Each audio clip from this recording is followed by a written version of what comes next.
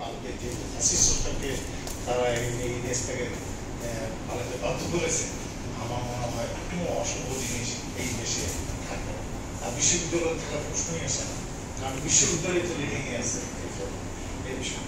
তো আমি আপনাদের কাছে এই আশা করবো যে আপনারা হোমোজেনাস সারা দেশে এমন একটা বাংলাদেশ সংবিধানের মতো এমন কতগুলো কর্মসূচি মানে প্রোগ্রাম নির্ধারণ করেন যে যেটা সারা দেশের বিষয়ে একই নিয়ম প্রযোজ্য, হোমোজেনাস হয়, তাহলে সবাই ওটাকে একটা আকর্ষণীয় মনে করে ওটাকে প্রতিপালন করার চেষ্টা করবে।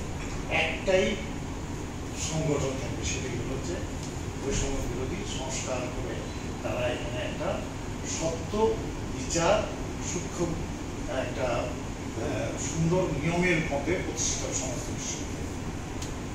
তো সেই ব্যাপারে আপনারা আপনাদের দিক নির্দেশনা খুবই জরুরি, এবং সেটা যদি আমাদের এখানকার বৈষম্য বিরোধী যারা আছেন তারা যদি একই কর্মসূচি পায়, সারা দেশের সমগ্র বিশ্ববিদ্যালয়গুলো একই পায়, এবং সেটা কীভাবে প্রতিপালিত হচ্ছে, এখন যখন আপনারা আসবেন তখন আপনারা এইটা ভিজিটে আসবেন যে এইটা কি মেনটেন হচ্ছে কিনা, এটা কি এইভাবে হচ্ছে কিনা, এখানে কোনো অন্য ধরনের কোনো কালচার ডেভেলপ করতেছে কিনা। কালচার ডেভেলপ হচ্ছে কি, যে কালচারে থাকে সেটাই ডেভেলপ। হ্যাঁ, তো ওইটা সংস্কার করতে গেলে সময় লাগে এবং এটার জন্য তদারকিও করতে হবে। যেমন আপনারা এসছেন, এইটা একটা ওয়ান কাইন্ডস অফ একটা পরিদর্শনের মাধ্যমে এইটা বার্তা যাবে যে আমাদের এখানে অনেক তারা সবাই যারা এখানে বৈষম্য বিরোধী তারা একটা ফিল করবে যে না আমরা সারা দেশে একটাই। তো সেটাই হচ্ছে বিষয়। আপনারা দেখেন যে হলগুলোতে অস্ত্রের ঝঞ্ঝা ছিল, এখান থেকে আমাদের মুক্ত হতে হবে, এই ধরনের আপনাদের প্রোগ্রাম থাকবে। যে নাম্বার হলগুলোতে এবং ক্যাম্পাসে আপনার মাদকের ছিল, সেই মাদক মুক্ত করতে হবে। কীভাবে করা যাবে কি আপনাদের জিজ্ঞাসা হবে।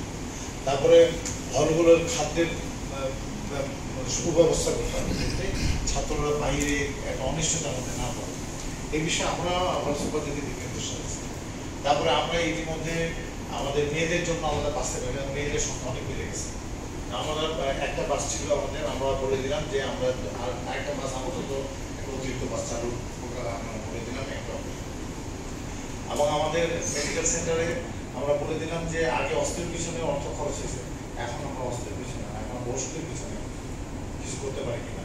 আমি বলে দিলাম একটু আগে যে আপনারা যে মিনিমাম যে যে ওষুধগুলো আছে সেই ওষুধের ব্যবস্থা করতে হবে।